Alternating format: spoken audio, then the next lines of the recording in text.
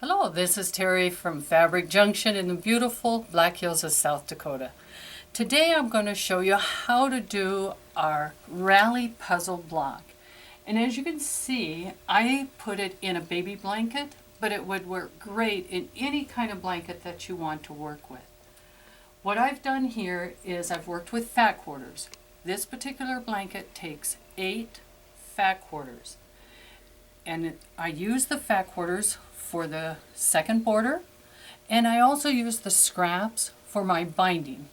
And I'm going to have Christopher focus back once more on the quilt so he can show you that the binding is a scrappy one where I just sewed my pieces end to end. So there's the blue, there's a yellow, there's a green. I mixed up my blocks. All you need then is a background fabric to go with it. So with that, I'll show you how to make our block. This is what the block looks like. This will give you a different variation than what's up there to show you how pretty it would be to make it a teenager. Maybe pick some more neutral colors for a guy, or if you have a guy who loves orange, you can use that one. Anyway, the first thing you do is cut your 5 3/8. And stop and think, because it is an odd number. Your 5 3/8 squares, split them in half, and we're going to sew them together. Easier when I use my piece. There we go. We're going to sew them together to create another triangle. So this is what we want to do. And I stack my pieces. This is the point I want to line up in case I am off a little on my cutting. This is the more important and the easier spot to feed into my machine.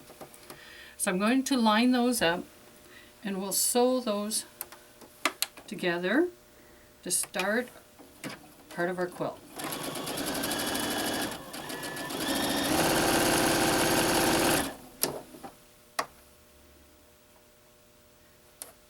And once again, I do continuous sewing. I get everything lined up.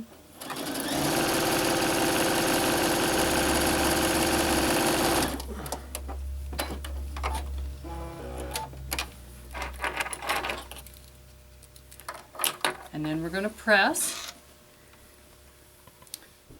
Now my colors here basically are about the same, but I do call one the dark, one the light.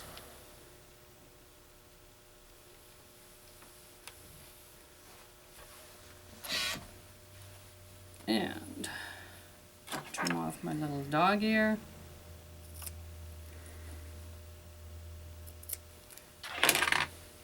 And I have my triangles ready. Now I'm going to step around to the other side so I can show you how I cut the next pieces, because it'll be easier to understand if you're looking over my shoulder, so you can cut it exactly the same direction.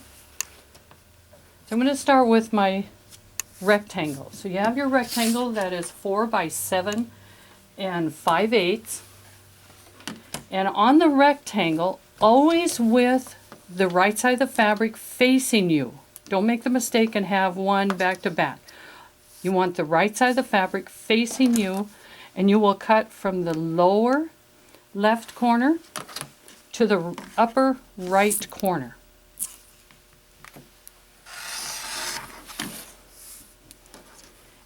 And you'll see they're exactly the same. And where they go in our block is they go right there. Okay? On your other rectangle, which is 2 3/4 by 14, we will need, take me a second to find, my 45-degree angle. And I want everything to angle to the right, from the lower left to the upper right. So I put my right angle across the top, and then I keep moving it until it hits this point in the lower corner. So now I'm straight, and I'm straight, and I'm going to cut that angle. And I want to stay at that same angle, the 45, Stay with my 45. This time I'm going to line it up on the point there. I stay straight across, and I'm going to cut this away.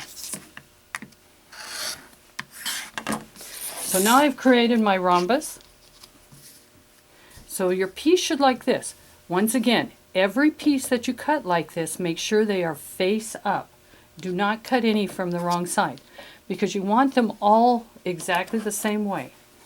This time I'm going to the upper left to the lower right to cut my second piece.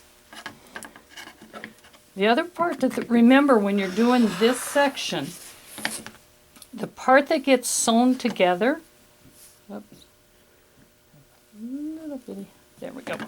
The part that you're going to sew together is actually the part that you cut. So if I go back to here and here, we can match these up. This one will match up with this one. This one will match up with this one. And that's the way we want to sew them. Since I have them matched up, I'm going to send them back across the table so I can sew those together.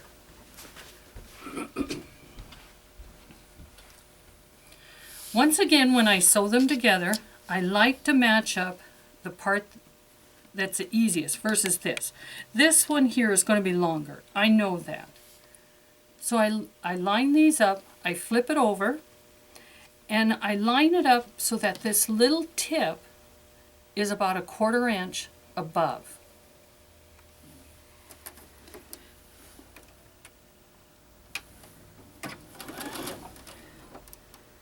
I line straight on the line, and as you can see, my orange piece is sticking out kind of funny and funky. That's okay. It will do that. That's because these two are different lengths and are different angles.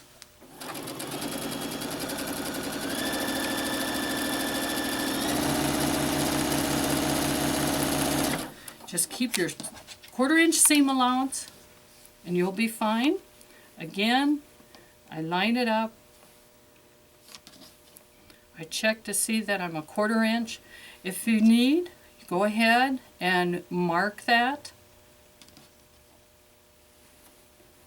The other way to check is when you bring it over to your machine, and if you have a 1/4 inch line that I'm lined up on, this little intersection right here should be right where your needle falls. So then you know that you have it in the right place.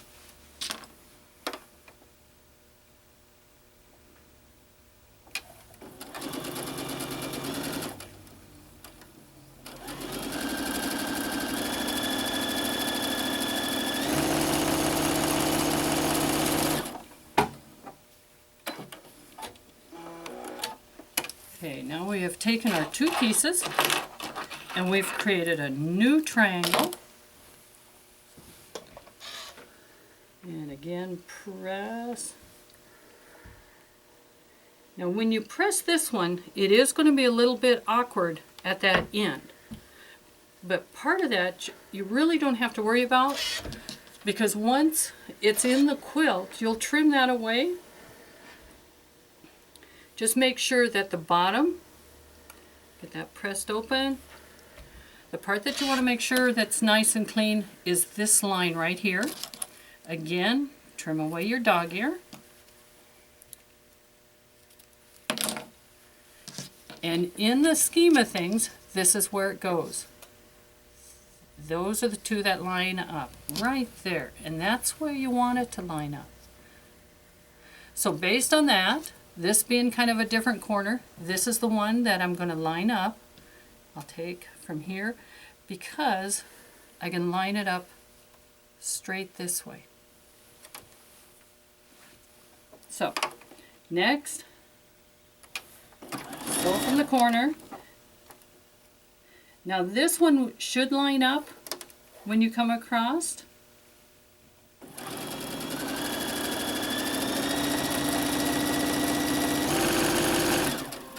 And that's because those angles are the same. And so the distance, and they'll line up. So line up on the larger corner. On your 90-degree corner, line up, and then sew, line up across.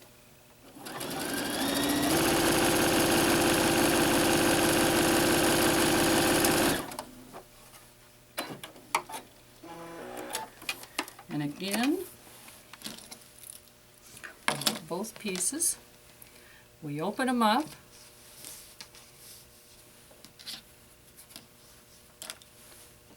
And there's our block. Now what I'm going to do is I'm going to press one of these to the left. Well, actually it'll be pressed both the same way. If I flip them back this way, they'll be pressed the same direction, so that way they will actually be going opposite directions when I put them together.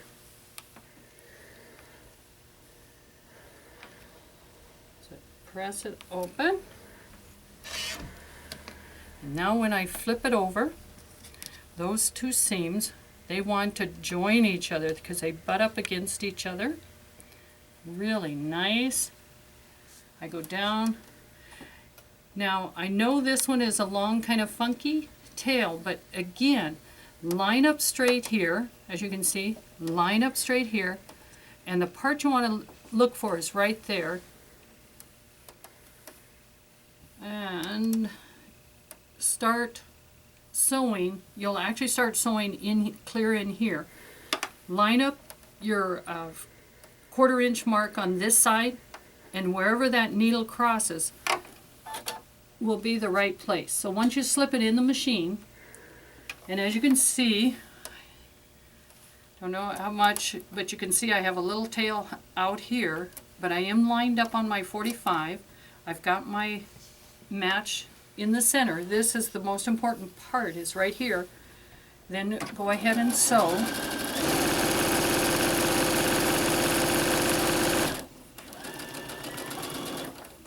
And once I get here, now I'm going to line these up. I'll line up this one straight across, this one here, because we don't want to be pulling a lot on this because we do have biases. Oh, my little, there. Got a little bitty, there we go. And it lines up, and as you can see, I'll have another little funny kind of tail. Keep those two lined up. One wants to slip out. Keep them lined up. So now when you're done, there is your block. And you have crossed enough to create your seam allowance there, so when you do sew them together, you're not cutting the tips off. Your center will match, because that's where you want all your intersections to go. You'll press it. You can square it up. It should be, I believe this is a 9.5 inch square. And then you'll trim off all your dog ears. And this one here, you have a big funky dog ear. When you sew them together, you'll create that look. So that is our Rally Puzzle block. And as you can see, convert it into a baby, but it'd make a beautiful quilt, whatever fabrics you want to use it in. And our pattern will be posted as one of our free patterns on our website at junctionfabric.com. Thank you for watching, and I hope you enjoy our Rally Puzzle block.